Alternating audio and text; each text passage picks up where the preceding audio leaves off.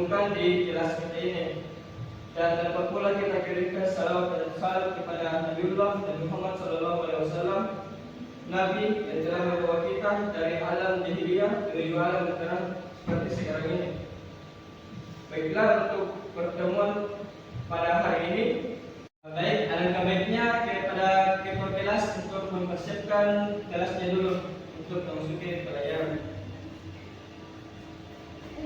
Teman-teman, sebelum kita belajar, marilah kita berdoa bersama. Berdoa dimulai.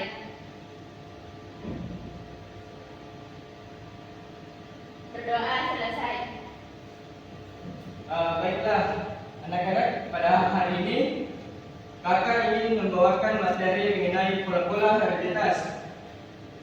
Untuk itu, untuk memasuki materi pola-pola hereditas itu, ada pun pendahuluan yang pertama yang kalian harus pahami, yaitu yang pertama mengenai apa itu hereditas. Yaitu hereditas itu adalah penurunan sifat atau pewarisan dari induk menuju ke anakannya. Selanjutnya itu pada pola-pola hereditas, yaitu mekanisme pewarisan sifat mengikuti aturan tertentu. Materi selanjutnya yaitu pola-pola hereditas terjadi karena ada beberapa faktor, yaitu faktor gen, faktor saat terjadi meiosis dan jumlah kromosom. Selanjutnya individu hasil pembuahan antara ovum dan spermatozoid. Baik, untuk mempermudah lagi untuk memasuki topik kita membahas mengenai pola-pola hereditas, adapun istilah-istilah yang adik-adik harus pahami dalam materi pola-pola hereditas, yaitu yang pertama itu mengenai istilah parental. Parental ini biasa disingkat menjadi huruf P besar, yaitu adalah individu yang disilangkan. Adapun pada parental ini yaitu P1 merupakan induk penyilangan pertama dan P2 itu induk penyilangan yang kedua, atau biasa juga disebut dengan keturunan pertama dan keturunan yang kedua. Yang kedua dan selanjutnya itu ada yang disebut dengan gamet. Gamet ini dilambangkan dengan G besar, yaitu sel kelamin jantan dan sel kelamin betina. Ini adalah jenis kelaminnya. Selanjutnya yaitu istilah berikutnya yaitu filia. Filia ini biasa disingkat menjadi huruf besar atau huruf F besar, yaitu hasil keturunan atau anak. F1 keturunan pertama dan F2 keturunan yang kedua.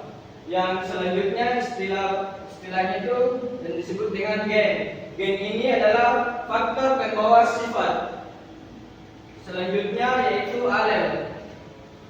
Alel ini adalah pasangan gen yang terdapat pada kromosom homolog, yaitu cara penulisan pada gamet 1 alel menggunakan huruf sejenis berupa A besar seperti yang Bapak sudah tampilkan di PPT. A besar, A kecil, dan A besar, A kecil. Selanjutnya yang istilahnya itu yang disebut dengan genotip. Genotip ini adalah keadaan genetik dari suatu individu atau populasi.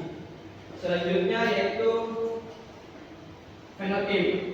Fenotip ini adalah sifat yang muncul dan diamati dari suatu organisme. Contohnya pada bunga berwarna ungu, bunga berwarna merah, dan sama itu juga dilambangkan dengan cara penulisannya itu ditulis dengan A besar atau A besar A kecil atau dengan A kecil A kecil. Dan selanjutnya istilah yang terakhir yaitu karyotyp adalah istilah yang digunakan oleh para ahli genetik untuk menjelaskan sifat yang diturunkan seperti warna, bunga, panjang tanaman, dan bentuk biji. Adik-adik, selanjutnya yaitu mengenai hukum pewarisan sifat dari bapak genetika, yaitu eksperimennya menggunakan film sertifium atau yang biasa disebut dengan kacang Kapre. Dalam eksperimen bapak ini melakukan penyerbukan terhadap kepala putih kaca karcis berbunga ungu dan kaca putih karcis berbunga putih. Persilangan dari eksperimen ini menghasilkan bunga yang berwarna ungu. Selanjutnya persilangan yang pertama itu disilangkan sesamanya menghasilkan keturunan bunga berwarna ungu. Selanjutnya yaitu hukum pewarisan sifat ini terbagi menjadi dua, yaitu hukum Mendel 1 dan hukum Mendel 2, yang dimana hukum Mendel pertama ini yaitu persilangan pasangan alen secara bebas pada saat pembelahan meiosis dalam pembentukan gamet. Dari pembuktiannya itu pada persilangan monohibrid atau satu sifat yang berbeda. Jadi pada hukum Mendel yang kedua yaitu setiap alen terdapat berpasangan secara bebas dengan alen lain yang tidak sesel pada waktu pembentukan gamet. Dibuktikan pada persilangan di hibrid yaitu dua sifat yang berbeda. Jadi anak-anak materi selanjutnya itu kakak akan memberikan contoh mengenai persilangan monohibrid dan persilangan dihibrid. Yaitu yang pertama contoh persilangan monohibrid, yaitu contohnya itu pada bunga warna merah disilangkan dengan bunga yang berwarna putih, yaitu gametnya itu dilambangkan menjadi yang besar dan yang putih itu menjadi yang kecil. Kemudian disilangkan dan menghasilkan F1 dan dilambangkan yang besar dan yang kecil. Selanjutnya itu fenotipnya itu menghasilkan warna merah muda. Dari persilangan monohibrid yang pertama ini disilangkan pada persilangan yang kedua dilambangkan menjadi yang besar, yang kecil, disilangkan menjadi yang besar sama yang kecil. Jadi fenotipnya itu menghasilkan merah muda dan merah muda. Kemudian pada gametnya itu dilambangkan menjadi yang besar dan yang besar, yang besar dan yang kecil. Jadi pada F2 pada persilangan monohibrid yaitu bisa dihitung dari persilangannya itu yang besar itu ada 1, dan juga pada yang besar yang kecil ada 2, dan pada yang kecil itu ada 1. Jadi didapatkan rasio dari persilangan monohibrid yaitu 1:2:1. Sedangkan pada persilangan dihibrid pada contoh di atas yaitu persilangan bulat kuning dan persilangan bulat hijau. Jadi dilambangkan menjadi B besar dan X besar.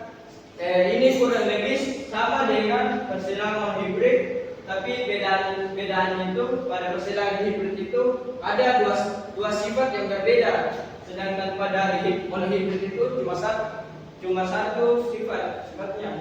Jadi selanjutnya itu adapun tugas yang kakak ingin berikan kepada adik-adik yaitu tugasnya membuat atau mencari soal mengenai materi yang tadi itu. Yang pertama itu dihibrid, monohibrid, dan tes cross.